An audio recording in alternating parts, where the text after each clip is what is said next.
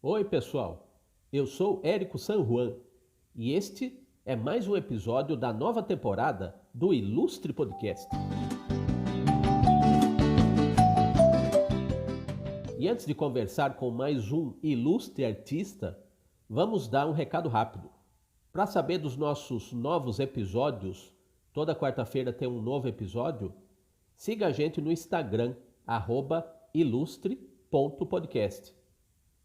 Se quiser ouvir a gente no YouTube, vai no nosso canal Ilustre Podcast. E se quiser ouvir nas plataformas digitais de áudio, vai lá no Spotify, no Google Podcasts ou no Apple Podcasts. E sem mais delongas, vamos conversar com o artista gráfico e ilustrador Lucas Labels. Oi, Lucas. Seja bem-vindo ao Ilustre Podcast.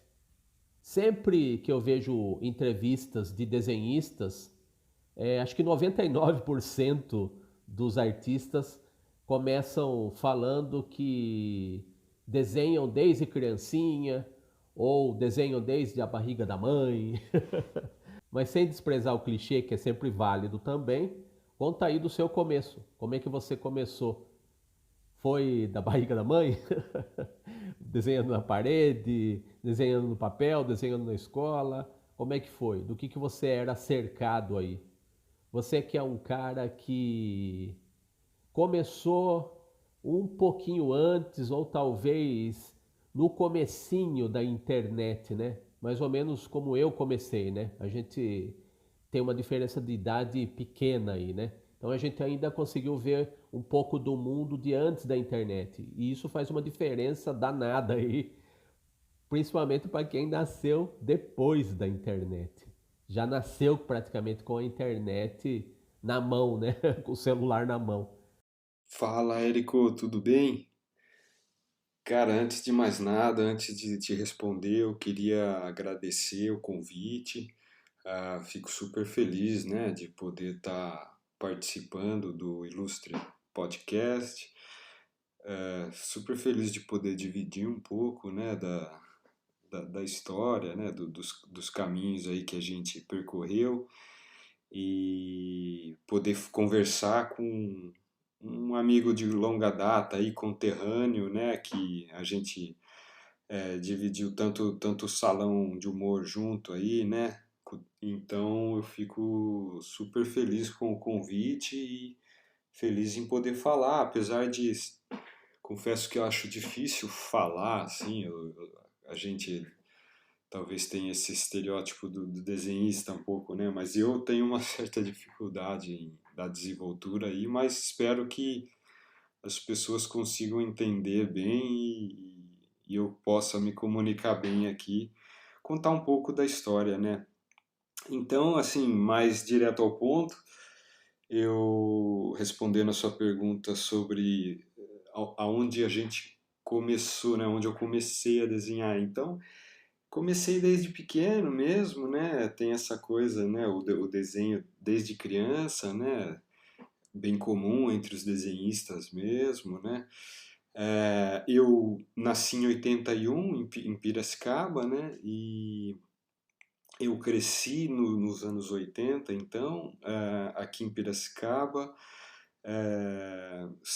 E como você falou, né? Perguntou muito sobre a internet, né? Isso veio tudo que eu vou falar aqui, meio que a gente cresceu sem essa coisa da internet, né? É uma coisa que cria um contraste grande com hoje em dia, né? Mas cresci em Piracicaba nos anos 80 e sempre desenhando bastante, né? E sempre praticando bastante.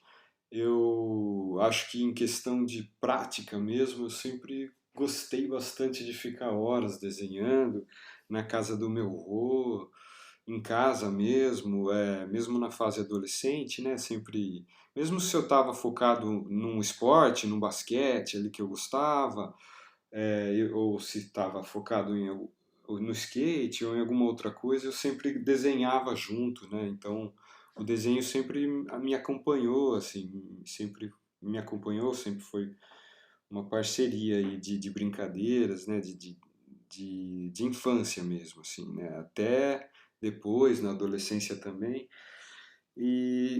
Então, aí quando chegou mais nos anos 90, veio aquela febre dos quadrinhos, né, da Marvel, foi um período muito rico, né, de 90 para frente no mundo dos quadrinhos. Eu tive a sorte de poder viver isso, né.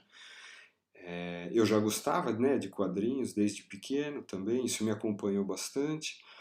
E quando chegou nessa fase dos anos 80, esses quadrinhos de heróis, principalmente da Marvel, né, o Jim Lee, Mark Silvestre, o McFarlane, né, Eric Larsen, esses caras começaram a surgir, acho que durante a década de 90 mesmo. E eu, mais ou menos em 94, eu comecei, eu queria realmente aprender um pouco mais como fazer aquilo, né? Como contar histórias com o desenho, com quadrinhos, e principalmente o Jim Lee, né? O Mark Silvestre, eu gostava muito.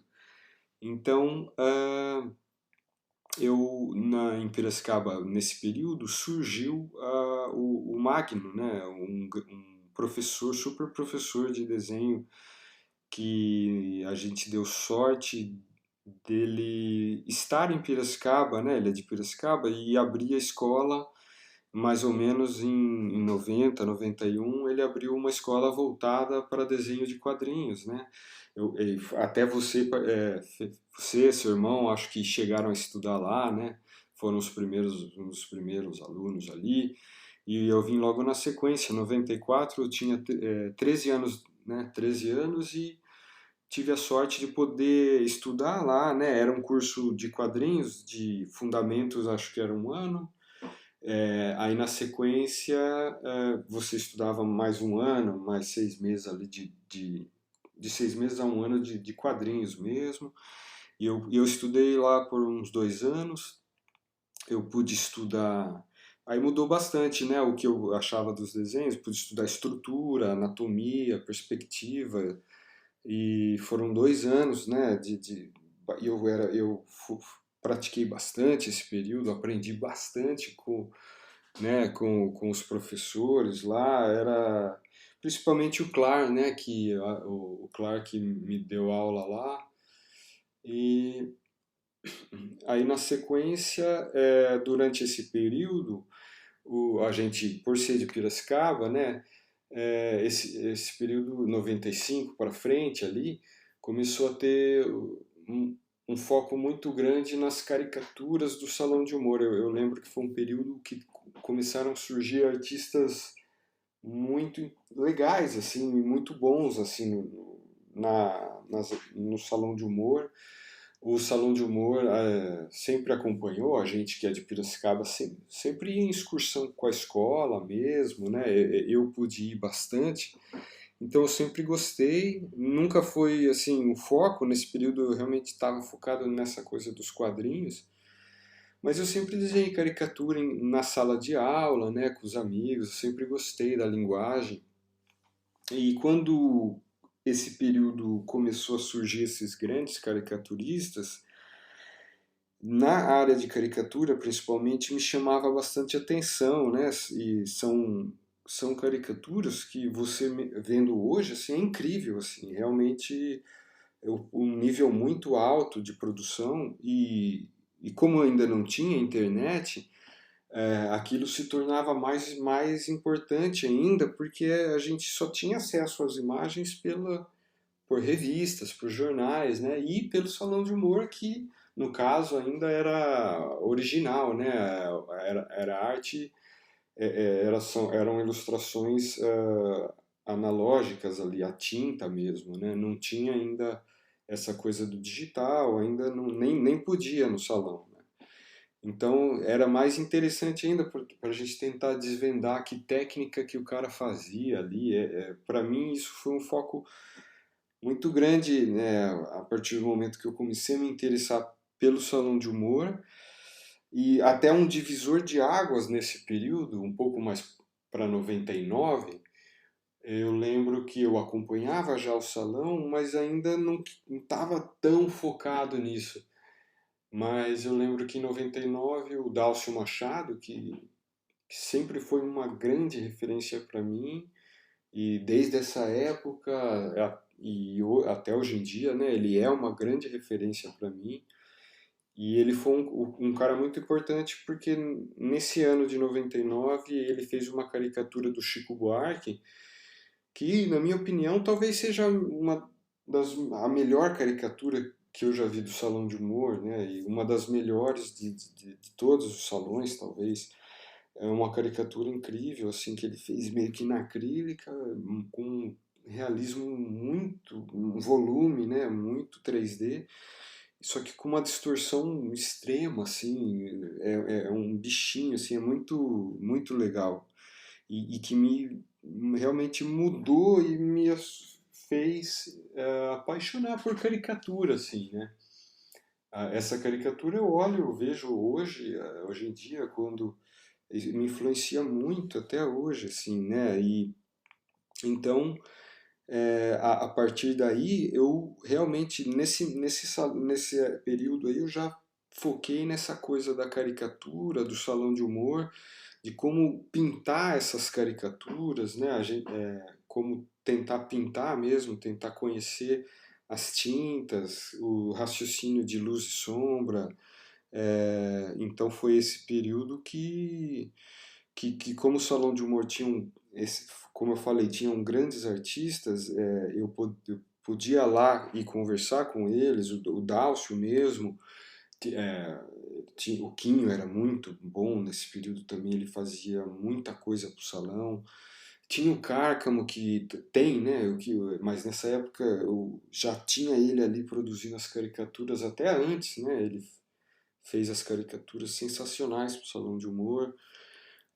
O Batistão também, né? Aí na sequência, logo na sequência, de- quando no começo dos anos 2000 já, depois que eu fui para a faculdade, já veio o Salão Universitário, né? Que também, então o Salão de Humor foi o primeiro grande funil de foco para mim, assim, foi um grande foco de busca para mim nesse período. Então, é isso, assim, tudo isso antes da internet, né, cara? Tudo isso, esse período todo, além de toda a qualidade dos artistas, tinha essa importância de referência. O Salão de Humor era uma fonte de conhecimento, né? Mas sem a internet era uma fonte de conhecimento mais importante ainda, né? Então foi bem diferente do que é hoje, né? Hoje a gente tem tudo muito mais com mais acesso, ainda bem, né? Mas como esse período tinha menos acesso, a gente dava mais importância quando tinha, assim. É interessante né? Isso acontece mesmo. Lucas, eu tenho aqui uma lista de cidades, até de países, né, que foram marcantes, foram determinantes aí para o seu destino de artista, né? Essas cidades, esses países passam por Piracicaba, passam por Londrina, vão até Inglaterra e voltam ao Brasil em São Paulo. Conta dessas cidades aí, o que você fez nelas e o que você esperava estando nessas cidades aí, do que você viria a fazer depois a partir da sua formação, das suas andanças aí, suas peripécias por essas cidades, por esses países. Piracicaba, Londrina, vai até a Inglaterra e faz o caminho de volta para São Paulo. Pois é, Érico, então, cara, realmente eu morei nessas cidades aí, circunstâncias, né, que foram acontecendo as fases da vida, assim, morando em outras cidades, né? Apesar de que agora eu tô morando em Piracicaba de novo, né? Morei em algumas cidades fora de Piracicaba mas sempre tive vontade assim de voltar, né? E no caso a pandemia me fez voltar para cá, assim, é uma coisa que eu e a minha esposa Viviane, que ela também é daqui, a gente sempre quis voltar, né? Mas como a gente voltou, né? Então, contando um pouco, como eu falei na resposta anterior, eu cresci em Piracicaba aqui, da maneira mais caipira possível, né? Ainda bem. Eu cresci ali do lado do Engenho Central, né? Do lado do rio, nadando no rio. Foi uma infância assim realmente piracicabana bastante. Aí conforme, né, foi chegando ali nos 18 anos, prestei vestibular, né? Fiz cursinho, prestei vestibular para design gráfico, né? E passei em Londrina, na Universidade Estadual de Londrina. Então mudei para lá, morar em República, né, com os amigos, tal, da faculdade, foi super legal, né, assim, acho que faz crescer bastante, mudou bastante coisa, né, na vida, ainda mais em Londrina, é longe, né, de Piracicaba, eu não ficava voltando, então realmente fiz uma mudança brusca e foi interessante, assim, pensando hoje, né, como a gente amadurece nessas mudanças, trazem dificuldades no começo de adaptação e tudo mais, mas foi super legal. Pude fazer grandes amizades, né, e conhecer gente diferente de mim, e foi uma experiência ótima, né? Morei 2 anos lá, fazendo a faculdade e tal. Eu tranquei a faculdade nesse período e fui fazer uma experiência de morar fora na Inglaterra. Nessa fase, isso eu entrei na faculdade em 2001. Em 2003 eu fui morar na Inglaterra. Isso era uma coisa que eu já queria fazer desde antes bem mais novo. Eu tenho irmão, meus irmãos também foram morar fora, né? Fizeram experiências assim. Aí eu fui para Inglaterra e, no caso, fui trabalhar como garçom, né? Me virar. Meu pai me ajudou ali para o começo e tal, né? E daí fui aprender inglês, e fui fazer experiência assim de vida mesmo, assim. Eu tinha 22 anos e foi um ano super importante na minha vida, mudei bastante coisa, né? Nessa fase, nesses 2 anos de faculdade, eu pude estudar História da Arte, então quando eu fui para Londres, pude fazer um mochilão ali na Europa e conhecer, né, os museus. Foi super legal, assim, nessa idade, poder ter feito essa experiência, assim, mudou bastante, inclusive, meu trabalho, né? Eu tive muita referência diferente ali, até mesmo da faculdade eu já vinha estudando design, então abri bastante a cabeça na questão artística mesmo, né? E eu até acho que esse período influenciou bastante para assim que eu voltei da Inglaterra, né? Eu voltei a participar ali dos salões de humor e eu comecei a partir desse momento eu comecei a ter mais premiação assim nos salões de humor, porque eu mudei bastante a linguagem, comecei a tentar trabalhar mais a criação das caricaturas do que só a distorção e o volume, né, o acabamento.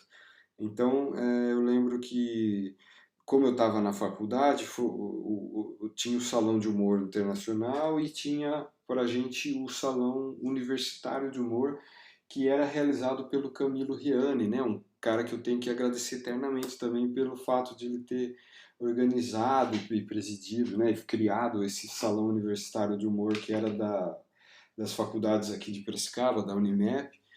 E nesse período, através do Salão Universitário de Humor, eu pude conhecer grandes amigos e artistas, né? E mais para frente eu trabalhei com eles, né? Principalmente o Thiago Reusel, né? Que nesses anos de salão universitário, eu participando com ele, sempre via, né, as coisas dele, às vezes ele ganhava, e às vezes eu ficava ali em segundo, ou se não, puta, era sempre ali uma referência, né? O Flávio Rossi também, né? De Campinas, o Páfaro, né? São grandes artistas que a gente conheceu através desse salão universitário, né? E aí assim que me formei, eu voltei de Londres, né? Eu voltei para a faculdade, fiquei participando desses salões universitários, estudando, fazendo projetos na faculdade, né? já tentando, na faculdade eu publicava nos jornais da faculdade, em projetos de jornalismo mesmo, e assim que eu me formei, eu vim para São Paulo, né? Eu me formei em 2005, né? Eu entrei em 2001, fiz 2 anos, fiquei um ano em Londres e fiz mais 2 anos, me formei em 2005. Eu lembro que eu comecei então a ganhar mais premiação no salão de humor mesmo. Eu lembro que tinha segundo lugar, menção honrosa, eu comecei a ganhar esses prêmios e logo que eu me formei. Então, isso me ajudou muito a ir para São Paulo, né? E começar através até da projeção que o salão me deu, eu comecei a trabalhar e pegar freelance para revista, né? Na época ainda tinha bastante trabalho em revista, então comecei a fazer algumas ilustrações, né? E para Super Interessante, para Revista Bravo, para revistas da Abril ali e da Editora Globo. Tinha um grande amigo meu que trabalhava na Editora Globo, que é o David. Ele Eu conheci ele em Londres, eu tinha feito ilustrações lá com ele em projetos lá de Londres, então você vê como as coisas são, né? E através de que eu conheci ele lá em Londres como uma amizade mesmo, fazia as coisas com ele ali de ilustração e depois, mais em 2006, ali 2007, eu pude trabalhar com ele, que ele trabalhava na editora Globo, né? Então foi o meio que eu entrei, né? Comecei a me sustentar ali através das ilustrações, né? Eu morava em São Paulo, já morando em São Paulo, fazia muita coisa para editora, para gravadora Trama, que tinha era uma gravadora, né, de CDs assim muito bons, assim, eu gostava muito de fazer os projetos lá com ele, fiz alguns e a partir disso comecei a montar um portfólio mais legal, tal. Eu comecei a trabalhar numa agência de marketing cenográfico nessa época e ainda participando dos salões de humor, né? Então, a partir daí eu comecei a ganhar mais premiações no salão e fui crescendo ali na profissão de ilustração em São Paulo, né? Engatei, trabalhei depois em estúdios bem legais, né? Na Macacolândia, né? Com o Braga, com o Danilo Beirute, né, com Marcelo Dalducci, Bruno Monteiro. Tive muita sorte de poder trabalhar com grandes artistas. A partir disso fui para Tecnoimage, e aí eu trabalhei mais tempo, né, com o Thiago Reussel de novo. Então foi aí que eu encontrei o Reussel, Pedro Conte, o Mariano Steiner e muitos outros artistas, né, que foi o que me formou mesmo assim depois durante os anos de profissão, né? Então foi assim, essas foram as andanças e os porquês de ter morado nessas cidades todas, né? Foi super legal que vendo agora assim, em retrospectiva, me formou bastante, né? E fico super feliz de ter morado em cada uma delas, assim. E agora a gente pode falar de eventos, de mídias aí, pelas quais você passou, você deixou impressa a sua marca, né? Literalmente falando, no caso de revistas, né? E pendurou aí o seu trabalho, deixou também a sua marca em painéis de exposições. Você teve premiações em salões de humor, né? Esses concursos aí de caricaturas, cartoons, e um dos mais marcantes, mais famosos aí do mundo é o de Piracicaba, a nossa cidade, né, em comum. Então conta aí do seu caminho aí de caricaturas das semanas todas aí, de figuras polêmicas, engraçadas que você fez para a sessão Veja Essa da revista Veja, no tempo em que a revista impressa era um oásis aí para nós que somos da ilustração da caricatura, né? Era um caminho a se percorrer, primeiro a se almejar e depois a percorrer. E as suas premiações em salões de humor, né? Principalmente em Piracicaba, que eu imagino que deva ser muito gratificante em muitos sentidos você ser premiado na cidade onde você nasceu, né? Então conta aí dos salões de humor e das suas caricaturas nos salões e na revista Veja.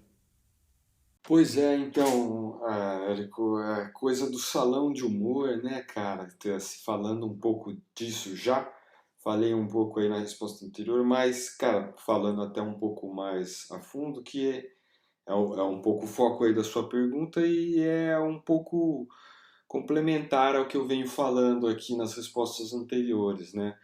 Ah, eu acho, como eu falei, né, eu me interessei pelo salão de humor muito por conta daquele Chico Buarque que o Dálcio Machado, artista de Campinas aqui, que é uma grande referência para mim, fez em 99. A partir daí eu me interessei, além da caricatura, né, eu me interessei pela questão da pintura e da ilusão de 3D daquilo e com a distorção e como as cores e os contrastes criam, né, aquela ilusão de volume e de realidade que não existe, né? Então o salão de humor, além do salão em si, o que criou interesse foi essa questão da pintura, né?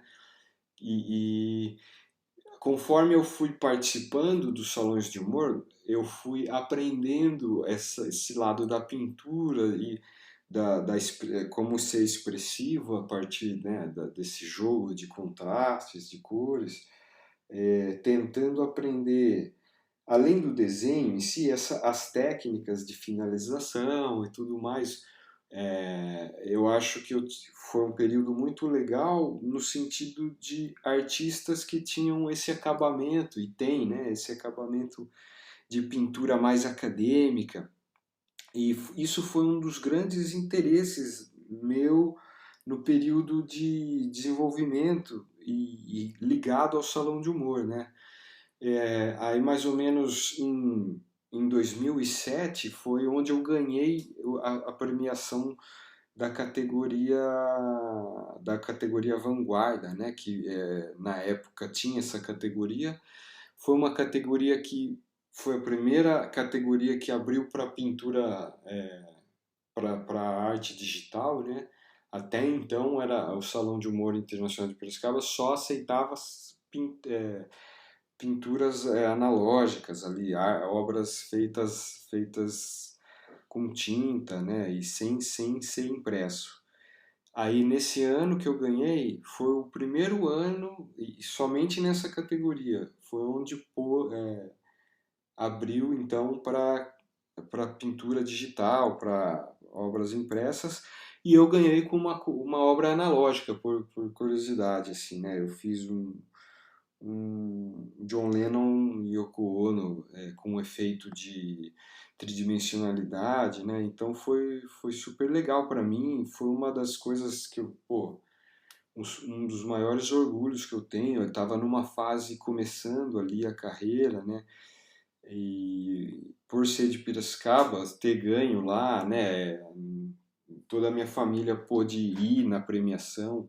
Essa época o salão era maior, assim, no sentido de a festa, né, de abertura era super legal, assim, vinham muitos artistas. Apesar de já ter a internet, ainda era muito forte, né, a questão dos artistas virem na abertura, e a festa da abertura era super legal, né? Então foi para mim foi um super orgulho assim e foi uma super ajuda também, porque através do Salão de Humor que eu pude entrar na Macacolândia, que era um estúdio voltado para publicidade, para ilustração de publicidade, né? E por acaso as ilustrações de publicidade nessa época tinha muito trabalho, muito trabalho de mídia impressa também, de ilustração mesmo, e tinham poucos estúdios que faziam, né? Então era meio difícil entrar. E eu acho que o salão me ajudou a entrar em contato aí com os caras da Macacolândia, que é o Marcelo Braga, né, o Danilo Beruti e o Marcelo Daldossi eram os sócios, e lá eu trabalhei durante 2 anos, né, de 2007 a 2009. Eu pude aprender muita coisa de trabalho, mesmo do dia a dia do trabalho lá, né, me profissionalizar um pouco mais e tudo mais. Tinha o Bruno Monteiro, que não era sócio e era parceiro meu lá também, a gente ajudava os caras lá nesse período, né, e pude aprender muita coisa lá. E paralelo a isso, eu continuei fazendo as caricaturas sempre voltado para o salão de humor, né, que eu não tinha muito foco de fazer as caricaturas para viver ou fazer charge, cartoon de jornal. Né? Eu sempre fiz muitas caricaturas para o salão de humor e fazia os freelas para as revistas, né? Como eu falei na resposta anterior, eu pude já pegar muito trabalho de revista, né? Então, de uma maneira geral, tinha muito trabalho de ilustração, mas vez ou outra tinha de caricatura, como você falou, era um oásis ali, né? Pra gente tinha uma certa liberdade. Como eu trabalhava ali no dia a dia com a publicidade, que é mais restrito, né? É mais focado ali, né? É menos, o briefing já vem mais pronto, assim. E nos trabalhos para revistas, né, editoriais, eram mais, você podia pôr mais ideias e era bem legal isso. Aí, conforme eu fui desenvolvendo, né, depois um pouco mais para frente, eu fui trabalhar na Tecnoimage, que era um estúdio que abriu uma célula de ilustração. Era um estúdio de tratamento de imagens e eles queriam voltar mais para a ilustração. E lá eles chamaram eu, o Thiago Reusel, o Pedro Conte, lá estava o Mariano Steiner começando também, e a gente formou esse time, né? Tinha o Rodney já que trabalhava lá, né? O Guilherme Proença também que já trabalhava lá. Então a gente formou esse time e o Thiago Reusel, que eu já conhecia ali do salão universitário, eu pude reencontrar ele e no mesmo dia que começou comigo o Pedro Conte, que é um artista 3D, Mariano já estava lá, Mariano Steiner, então são grandes artistas, assim, que depois foram entrando outros grandes artistas lá, onde eu fui melhorando mais, né, e foi nesse período da Tecnoimage, que eu comecei a fazer as caricaturas para Veja, né. Aí eu fiz várias caricaturas, mas era um pouco paralelo ao meu trabalho de publicidade. Quando eu conseguia fazer, né, as caricaturas para Veja, era sempre na correria, sempre meio que de um dia para o outro, assim. Mas eu fico super orgulhoso de poder ter feito as caricaturas na Veja, que era uma mídia assim de grande projeção. É engraçado, assim, a família vê, né, e pessoas que não são exatamente ligadas à área de caricatura ou ilustração, eles conseguiam ver a gente ali, foi super legal, assim, poder ter feito. Mas com o tempo eu não consegui mais poder fazer a publicidade, no caso a Tecnoimage, nessa época a gente ficou sócio da empresa, então o tempo começou a ficar super restrito, né? E a gente começou a fazer animação para publicidade, então aí acabou o tempo, não consegui mais fazer esses trabalhos que eu adorava fazer, as caricaturas, né, na Veja e tal. Mas eu fico feliz de poder, né, ter feito na época, e eu gosto das caricaturas até hoje. Eu acho que eu fiz algumas, né, fiz talvez umas 7, 8, e eu não pude fazer mais, né, então fico super feliz, né, de poder ter ganho os prêmios do Salão de Humor, né.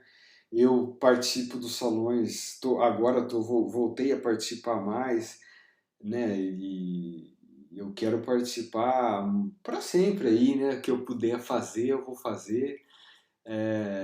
Não tenho foco tanto em ganhar exatamente. Eu acho que eu nunca tive o foco exatamente em ganhar. Fico feliz em poder ter, né, feito as caricaturas que eu gostava, queria ter feito mesmo, e ter ganho na época me ajudou muito na profissão, né, e na projeção. E eu torço para que isso volte a ter força, né, o salão volte a ter aquela força da época, né, e espera e por isso que eu participo, assim, eu queria, assim, no intuito de dar força mesmo e estar participando do salão, que é uma coisa que nós que somos de Piracicaba temos que cuidar mais ainda, né? E cuidar desse salão tem 50 anos, né? Então eu tenho esse sentimento forte com esses trabalhos e com o Salão de Humor.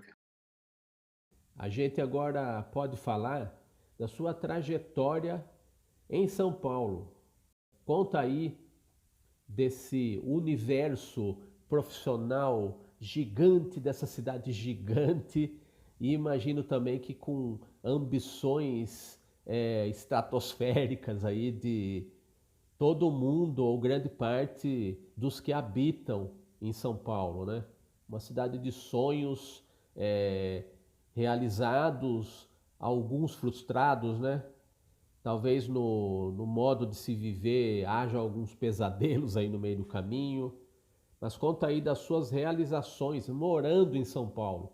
Você é um cara que percorreu muitos lugares, mas deve ter notado as diferenças aí entre estar no interior profissionalmente e pessoalmente e estar numa capital, né? Lugar onde todo mundo quer estar, mas talvez poucos queiram de fato habitar, né? Então conta aí do que você fez de legal, que ficou na sua memória, na sua lembrança aí, que você fez de melhor em São Paulo, na ilustração, nas animações. Conta aí a sua trajetória nesta megalópole. Eu morei em São Paulo 15 anos, né? Eu vim para São Paulo, eu fui para São Paulo em 2005, como eu falei, assim que eu me formei lá em Londrina, né? Em 2006 eu vim morar para cá, 2006. E morei até 2021. Então foram 15 anos.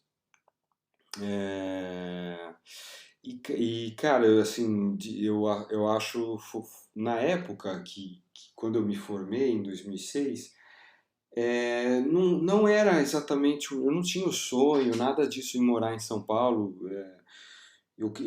Se eu pudesse optar, na época eu teria voltado para Piracicaba. Assim, aí o problema era assim, realmente o lado do trabalho, eu queria realmente estar em contato com os artistas, com os estúdios, né, com o acesso aos artistas que na época a internet não é igual hoje, que é muito mais fácil de se comunicar, né, e estando em casa e basicamente você não precisa mais sair, né, mas para trabalhar no caso com ilustração, mas na época realmente você tinha que ir para uma cidade grande.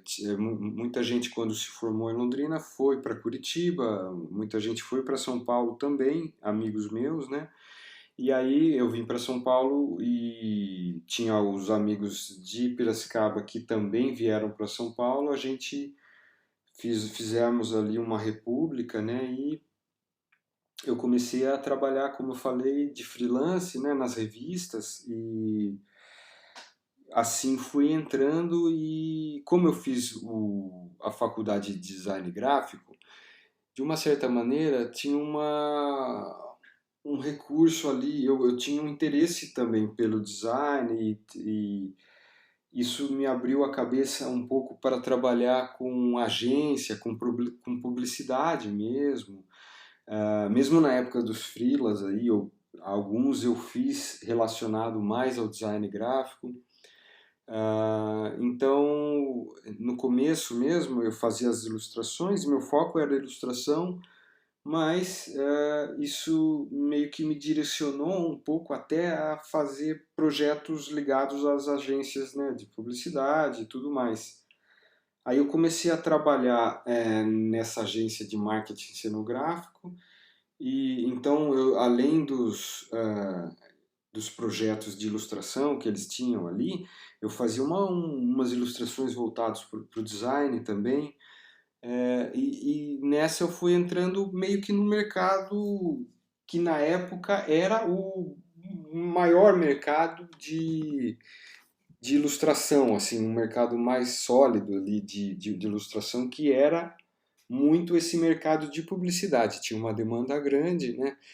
E era um jeito de se fazer as coisas, ainda é, né? Ainda tem o mercado ali e tal, mas como era antes, era realmente ele acumulava muito capital de trabalho ali de publicidade. Então tinha muito storyboard, tinha muito layout, né? Aí tinha as finalizações que nessa época de 2006, 2007, o 3D ainda não tinha o nível de qualidade que é hoje.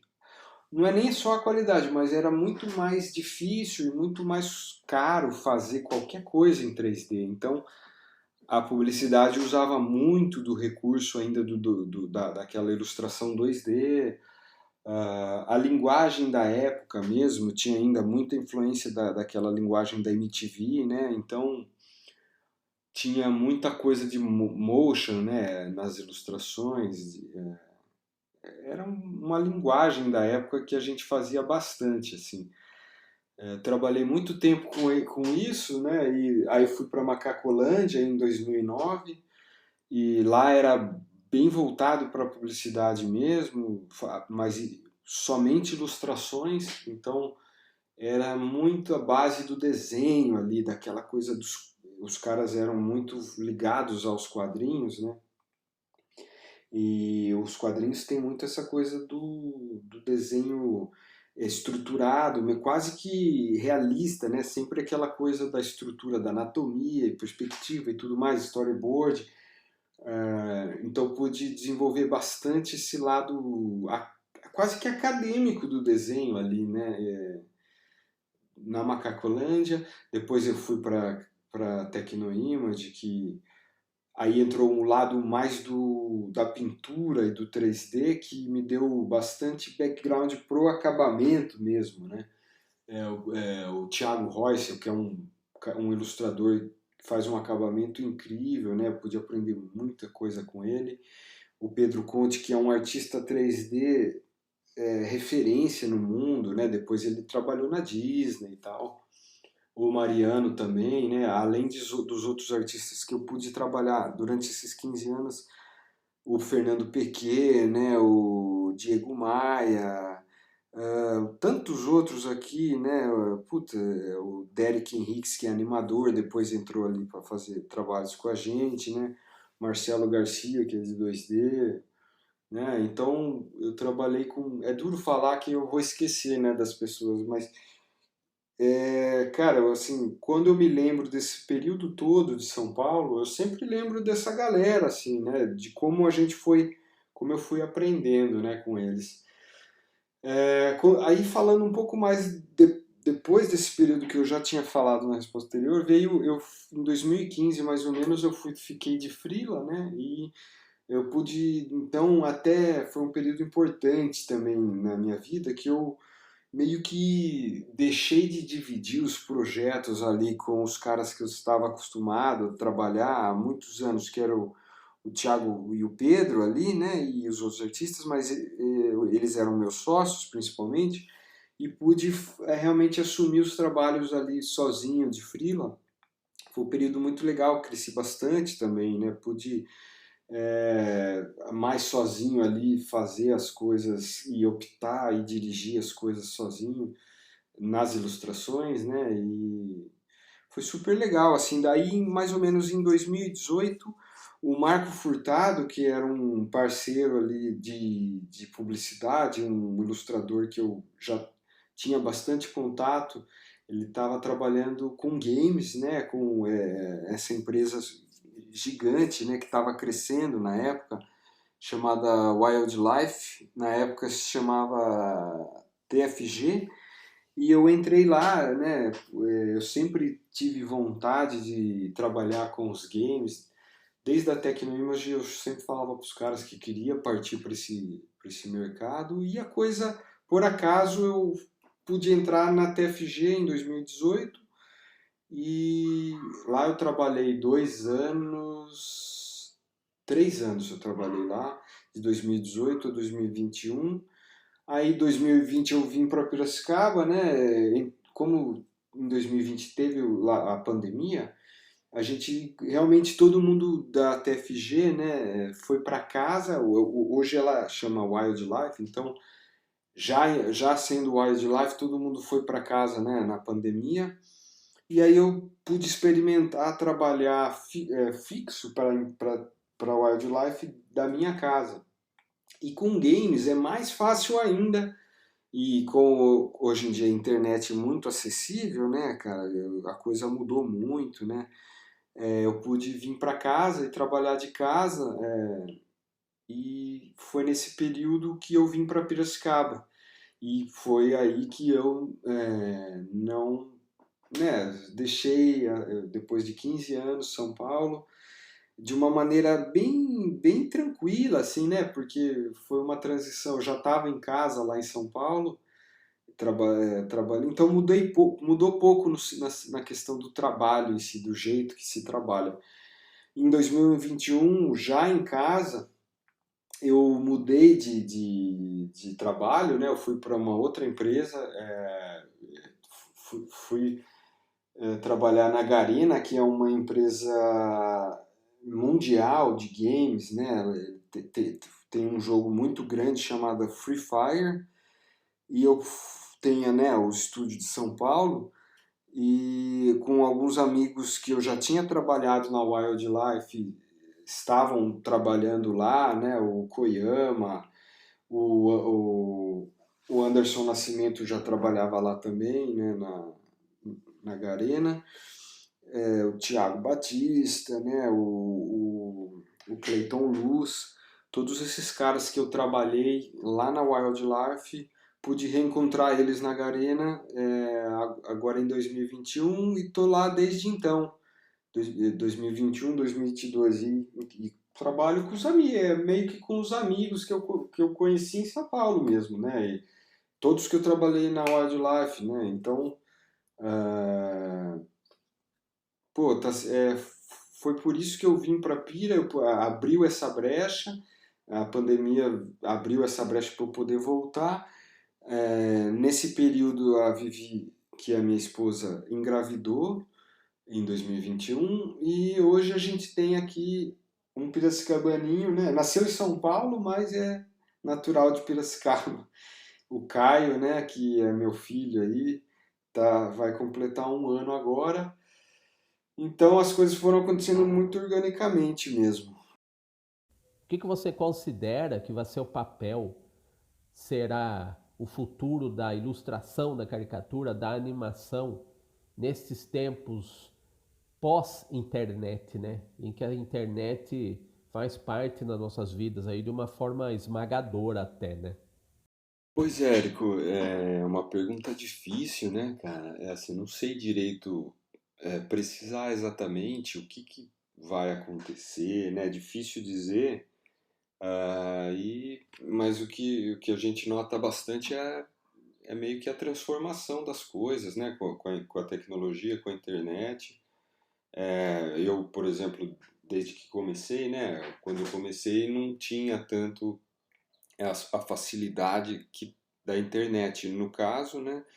E porém, tinha outras vantagens, como a mídia impressa mesmo, a revista, o jornal, que a tradição do desenhista, de maneira geral, já vem muito desse mercado, né? Das revistas, dos jornais, né? E principalmente na caricatura, no cartoon, a gente sabe que sempre foi, né, uma profissão mesmo e que hoje em dia realmente entrou né, nessa transformação toda que a tecnologia, de maneira geral, está trazendo. Mas eu acho também que, como é uma transformação, né, tudo tem a vantagem e a desvantagem, né, e eu fico triste por um lado, né, da mídia impressa, de maneira geral, estar acabando e principalmente os caras que eu sou realmente os meus ídolos ali do desenho, os caras que eu gosto, né, dos trabalhos tradicionalmente vêm da mídia impressa, né? Mas a vantagem, onde eu vejo vantagem, é realmente a tecnologia trouxe muitos outros mercados, por exemplo, né? O mercado de games, por exemplo, se abriu muito mais, né? Os jogos de celular e, de maneira geral, isso traz também um mercado para o desenhista, no sentido de trabalhar com concept, por exemplo, né? Com criação, né? Com criação de personagens, de cenário, de conceito, né? De criação da história para o roteirista, né? Para quem dirige. Então, é uma maneira diferente de se trabalhar no sentido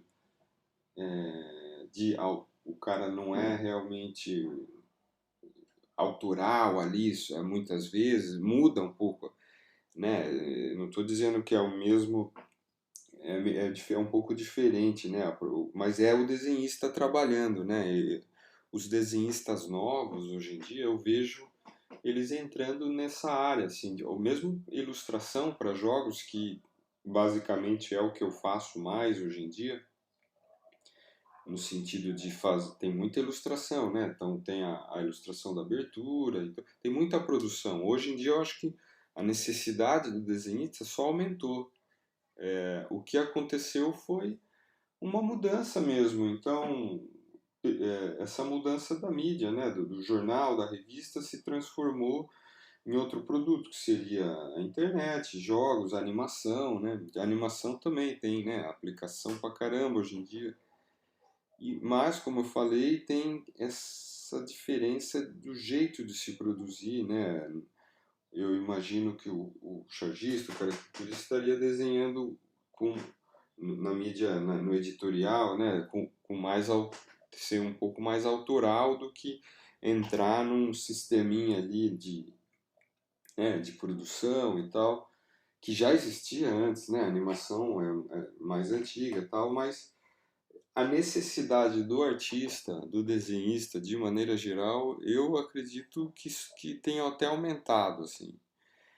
E é isso, assim, né? Agora, eu acho que, então não vejo, assim, um horizonte para frente no sentido de voltar essas mídias, assim. Eu acredito que isso não vai acontecer.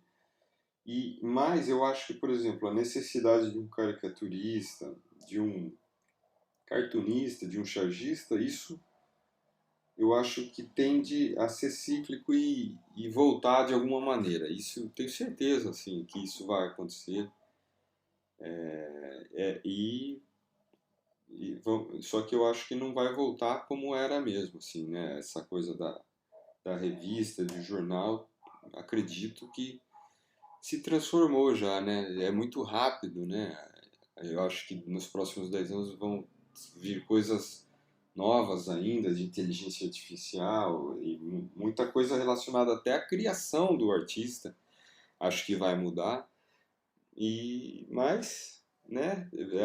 Isso a gente não tem controle. Então, eu acredito quando o cara é bom nos fundamentos ali da arte, do desenho e as técnicas de maneira geral, a vivência do artista, como ele se comunica, isso eu acho que sempre vai precisar, a máquina não vai conseguir trazer muito isso. E vamos ver, né? Mas é tudo achismo, né? Eu tô chutando e falando à toa aqui, assim, mas eu acredito que é mais por aí que possa acontecer, né? Mas esperar para ver, né, Érico? Tomara que a gente veja. É isso aí. Lucas, Meu amigo, queria te agradecer imensamente pela gentileza, pela disponibilidade em atender aqui a este humilde, porém ilustre podcast. É mais um podcast de ilustres do que necessariamente um ilustre podcast. Deixa aí para o nosso ouvinte as suas redes sociais. Como que a gente pode encontrar o Lucas Labels no meio digital? Ô, Érico, eu que agradeço aí demais, né, pelo convite.